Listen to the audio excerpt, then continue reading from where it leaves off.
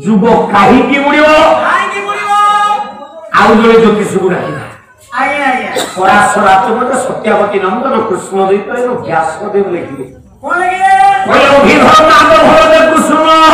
ପ୍ରମୁଷ୍ୟତି କୁଳସ୍ତ୍ରିୟ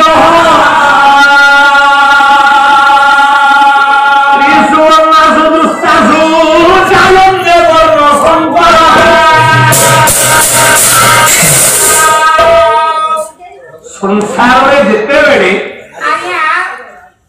ନାରୀ ମାନେ ଦୂଷିତା ହେବେ ନାରୀଙ୍କଠି ଯେତେବେଳେ କପଟ ଦେଖାଯିବ ନାରୀ ମାନେ ଯେତେବେଳେ ପତି ଅନୁରକ୍ତା ହେବେନି ଏ ଜଗତରେ କେବଳ ବର୍ଣ୍ଣ ଶଙ୍କର ଗୁଡାକ ଜନ୍ମ ହେବେ ତ ଏ ଜଗତରେ ନାରୀ ଯେତେବେଳେ ଦୂଷିତା ହବ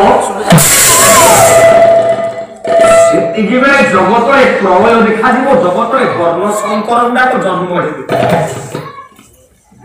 ତ ନାରୀ ମାନେ କେମିତି ଦୂଷିତା ହେବେ କେମିତି ନାରୀ କରିବେ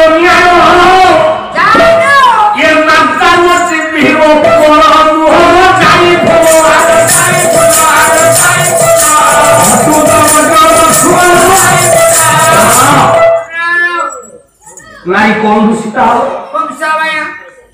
କୁମାରୀ ଅବସ୍ଥାରେ ପିଲା ଜନ୍ମ କରି କଳଙ୍କରୁ ରକ୍ଷା ପାଇବା ପାଇଁ ପୁଅକୁ ପିଲାକୁ ଫୋପାଡ ଦବ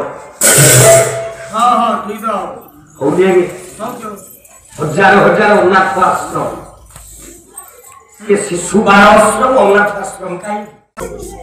ତେଣୁ ଏ ଜଗତରେ ବର୍ଣ୍ଣ ଶଙ୍କରଙ୍କର ପ୍ରକ୍ରିୟା ବଢିଯିବ ଯେତେବେଳେ ମା ଛୁଆ ଜନ୍ମ କରିକି ଫୋପାଡି ଦବ ମା ହବ ଦୂଷିତା ଜଗତ ବୁଲିବାର ବେଳ ଦେଖାଯିବ ସତ୍ୟ ଯୁଗରେ ଗୋଟେ ମା ଛୁଆକୁ ଜନ୍ମ କରିକି ଫୋପାଡି ଦେଲା ଯେତେବେଳେ ଯୁଗରେ ଗୋଟେ ମା ଛୁଆକୁ ଜନ୍ମ କରିକି ଫୋପାଡି ଦେଲା ଦ୍ୱାପର ଯୁଗରେ ଗୋଟେ ମା ଛୁଆକୁ ଜନ୍ମ କରି ଫୋପାଡି ଦେଲା କଳି ଯୁଗରେ ତ ହଜାର ହଜାର ମା ଛୁଆକୁ ଜନ୍ମ କରି ଫୋପାଡୁଛନ୍ତି ସତ୍ୟ ଯୁଗରେ ଯୋଉ ମା ଛୁଆକୁ ଫୋପାଡିଲା ସିଏ କିଏ ସତ୍ୟରେ ଯୋଉ ମା ଛୁଆକୁ ଜନ୍ମ କରି ଫୋପାଡିଛି ଏ ମା କିଏ ସିଏ କିଏ ଆଜ୍ଞା କିଏ ଆମ ବଂଶୁଳିଆ ଖୋଲୁ ଓରା ବିଶ୍ୱାମିତ୍ର ଦେବକା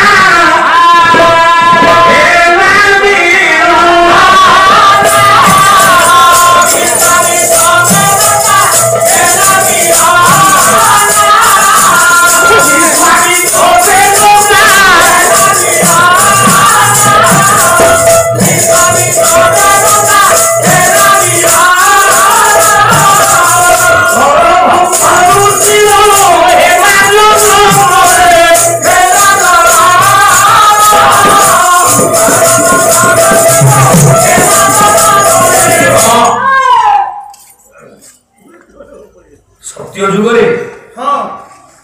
ଭଗବାନ ଯେତେବେଳେ ବରାହ ଅବତାର ହେଲେ ପୃଥିବୀକି ଉଦ୍ଧାର କଲେ ବରାହଙ୍କର ବଂଶଧର ଏତେ ଅତ୍ୟାଚାର କଲେ ମନେ ରଖନ୍ତୁ ଜଗତରେ ଯୋଉ ମହାପୁରୁଷ ମାନେ ଦେଖନ୍ତି ନିଜର ବଂଶ ଉଶୃଙ୍ଖଳ ହଉଛି ସେ ମହାପୁରୁଷ ମାନେ ଜାଣି ଜାଣି ନିଜ ବଂଶକୁ ପୁରେଇ ଦିଅନ୍ତି ବରାହ ଅବତାରରେ ଭଗବାନ ବରାହ ଗୋଟାଏ ଜୀବ ସୃଷ୍ଟି କରିବା ପାଇଁ ବିଶ୍ୱାମିତ୍ରଙ୍କ ସହିତ ମେନକାର ପ୍ରଣୟ କଲେ ବିଶ୍ୱାମିତ୍ର ମେନକା ଗୋଟେ ଛୁଆ ଜନ୍ମ ହେଲା ତା ନା ସରଭଙ୍ଗ ବାହାରିଛି ସ୍ୱର୍ଗପୁରରେ ତ ମେନା ଆଉ ଯାଇପାରିବନି ଛୁଆକୁ ନେଇକି ମଣିଷ ଛୁଆକୁ ଫୋପାଡ଼ି ଦେଇଥିବ ଗୋଟାଏ ପକ୍ଷୀଟେ ତାକୁ ପାଳିଲା ସେ ପକ୍ଷୀଟା ନା ହେଲା ପଣ୍ଡିତେ କପୋତି ଶ୍ରଦ୍ଧା ନାମକ କପୋତି ଏ ପିଲାଟା ଏଡେ ବଡୁଆ ହେଲା ବାବାଜୀ ଛୁଆଟା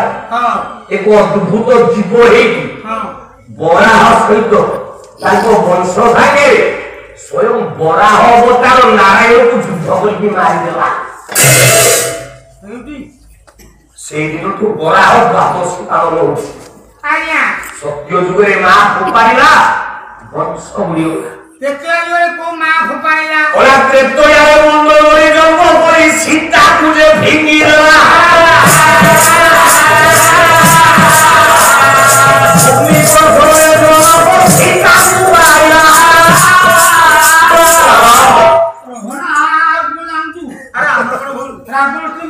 সীতা বরণ করে ছাড় করেনি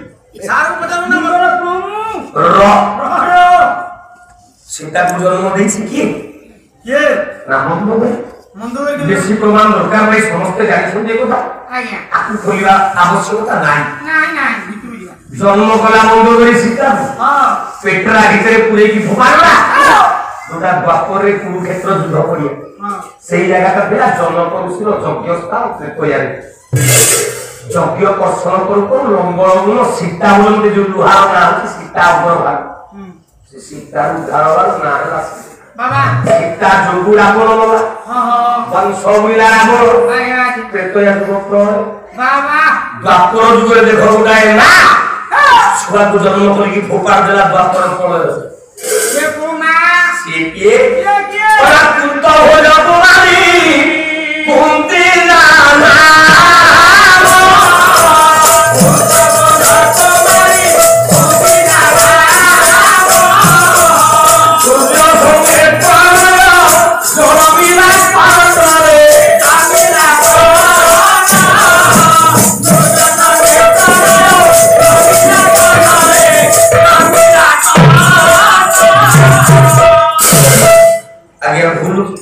না ঠিক বাল্য কালে কুমারী অবস্থায় কুন্তি কর্ণকে জন্ম দিয়েছে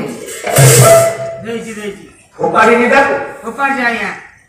সেই কর্ণ রহিলা দুর্যোধন সপট বাছে বাছে পাণ্ডব কৌরবଙ୍କର ଯୁଦ୍ଧ ଦୁର୍ଯ୍ୟୋଧନ ଯଦି ଯୁଦ୍ଧ କରିଛି ଜଣଙ୍କ ଭରସାରେ ସେ ହେଉଛି ଅଙ୍ଗାଧିପତି ବସୁସେନ କର୍ଣ୍ଣ বাবা କର୍ଣ୍ଣ ନଥିଲେ ହୁଏତ ଦୁର୍ଯ୍ୟୋଧନ ଡରି ମରି ଜୀବନ ଯାକ ବଞ୍ଚିଥାନ୍ତା ମାତ୍ର କର୍ଣ୍ଣ ଯୋଗୁଁ ଯୁଦ୍ଧ କଲା ବଂଶ ବୁଡ଼ିଗଲା କୁରୁବଂଶ বাছে ବାছে ପାଳିନି ওপার যাইয়া କଳି ଯୁଗରେ ନାରୀ ଯେତେବେଳେ କଳି ଯୁଗରେ ଦୂଷିତା ହବ ବର୍ଣ୍ଣ ସଂକର ଗୁଡାକ ଜନ୍ମ ହେଲେ ଯୁଗରେ ପ୍ରଳୟ ଆସେ